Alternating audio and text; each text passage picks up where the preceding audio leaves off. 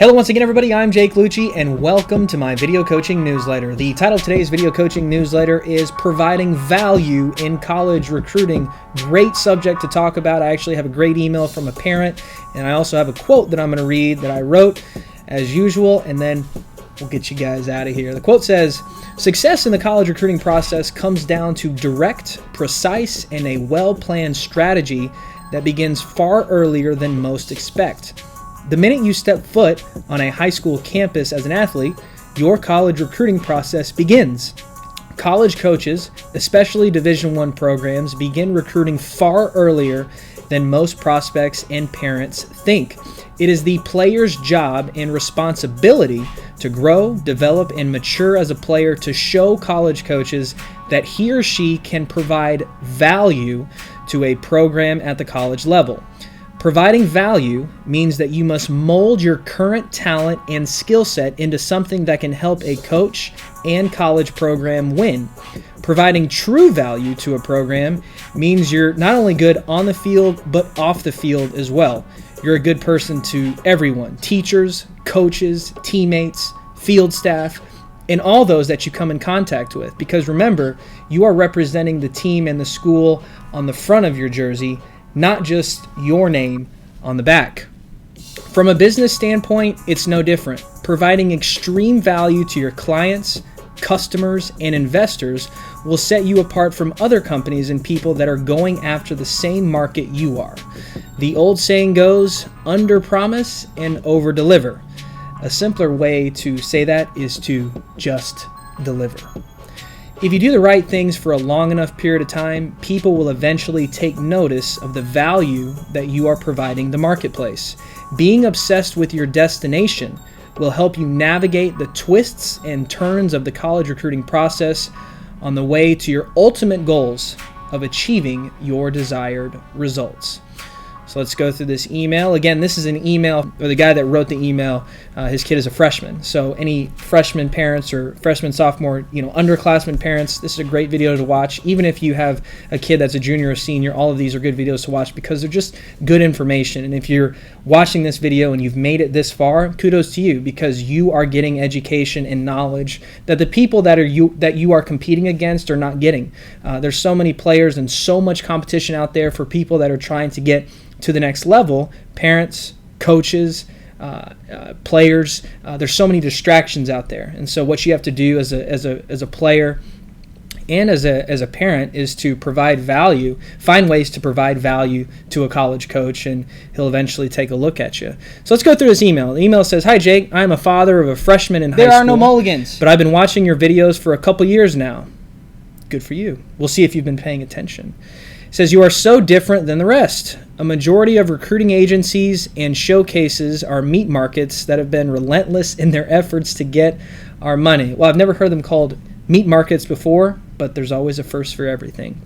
He goes on to say, "I think our freshman is likely to be good enough to be among the 15 to 17% of high school ball players who play at some college level." Well, that's a good indicator right there that you have not been paying attention, because 15 to 17% is not true. In fact, the numbers are 2 to 5%. 2% will end up putting a jersey on for Division I school. I've talked about that plenty of times. And up to 5% of guys will actually end up playing college baseball, or in this case, college baseball at some level, whether that be Division I, II, III, NAIA, or junior college as well. The numbers are just not 15 to 17%. So I would suggest going back and looking at some of those videos, because I've never said that, and I won't say that because it's just not true. He says, "But the advice that we've gotten from 2 or 3 coaches who also recruited for a couple of years has been to target schools where he and we think he could play." Now that's true. That's what you want to do. You want to provide opportunities for your kid, who at this time I'm guessing he's 13, 14 years old. He's not going to have the knowledge of really where to begin. So as a parent, it's your job to kickstart that process and helping him find schools that you think that would be good for him in 2 or 3 years. Now he's going to have to help you as well decide, because as a parent, it's not your decision. Ultimately, it's the prospect's decision. But if you feel that based on what his coaches are telling telling you and based on what the high school coach is telling you. Not parents, okay? I'm talking coaches that actually have some credibility. If they're saying that he has a chance to play at this school, and this school, and he's only a freshman, then that's a really good sign. If they're not really even talking to you or giving you the time of day, then there's obviously some development that needs to be had for your kiddo. Email goes on to say, he says, but the advice we've gotten from 2 or 3 coaches who also recruited a couple years has been to target schools where he and we think he could play. That's good. Where he would like to go, that's good. And to initiate contact as he hones his skills and prepares for showcases, etc.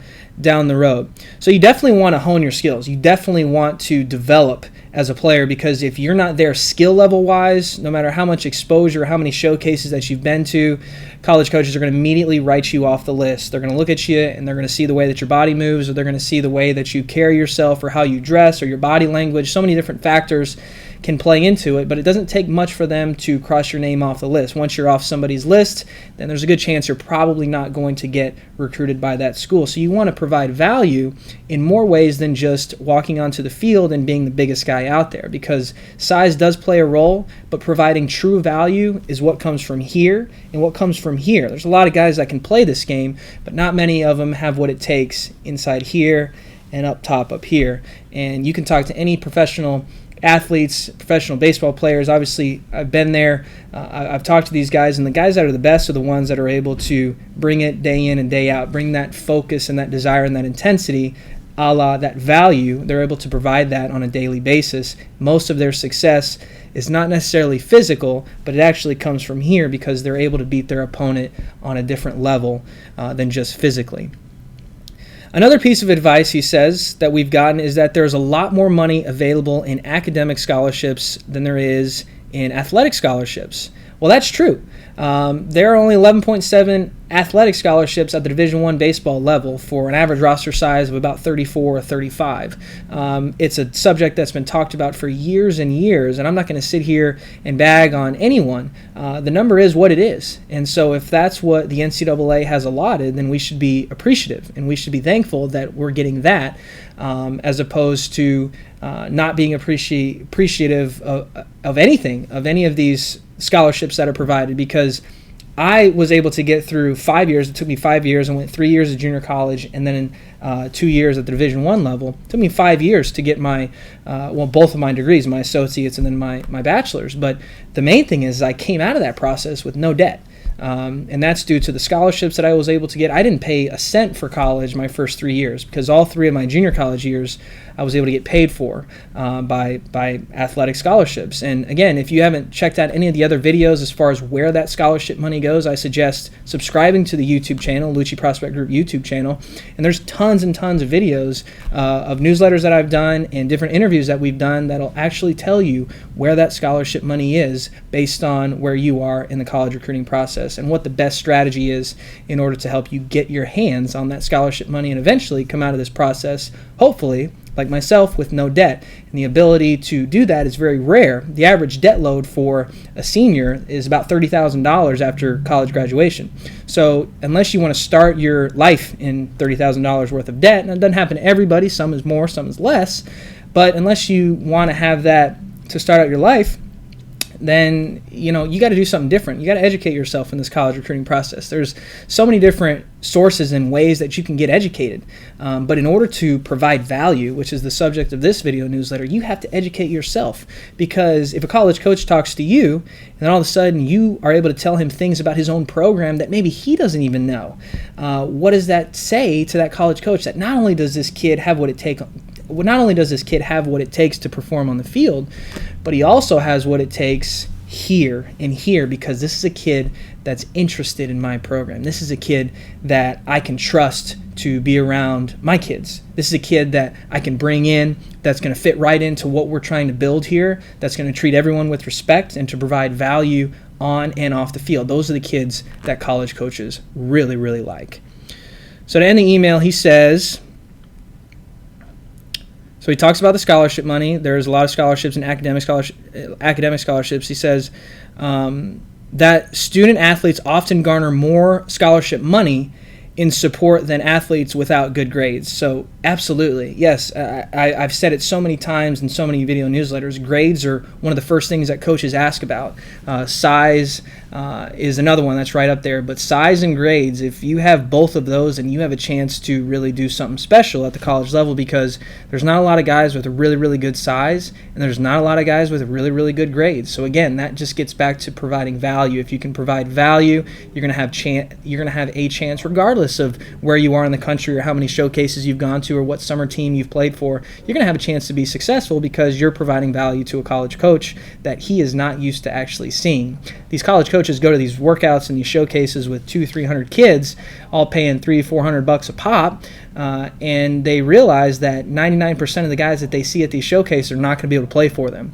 So whether or not it's a waste of time is something that the coach himself has to determine. But if you're trying to just get in front of a bunch of kids and to see guys that play baseball, that's a great way to go. But if you want to be more specific, if you want to be more goal-oriented, if you want to bring in guys that are going to be game changers in your program, you really have to focus in on the guys that are not getting recruited by everyone, everywhere, all over the country. You have to find the diamonds in the rough. The recruiting coordinators that work the hardest, that stay in the best touch, those are the guys that are going to be able to put together teams and dynasties, so to speak, where they can have success for a long period of time. And so providing those players from a business standpoint at Luce Prospect Group is amazing, because these coaches, they always come back and they want more. They want to recruit more because we're able to bridge that gap of communication between the family and the prospect and the coach. And that's where everything is lost, is all this communication goes in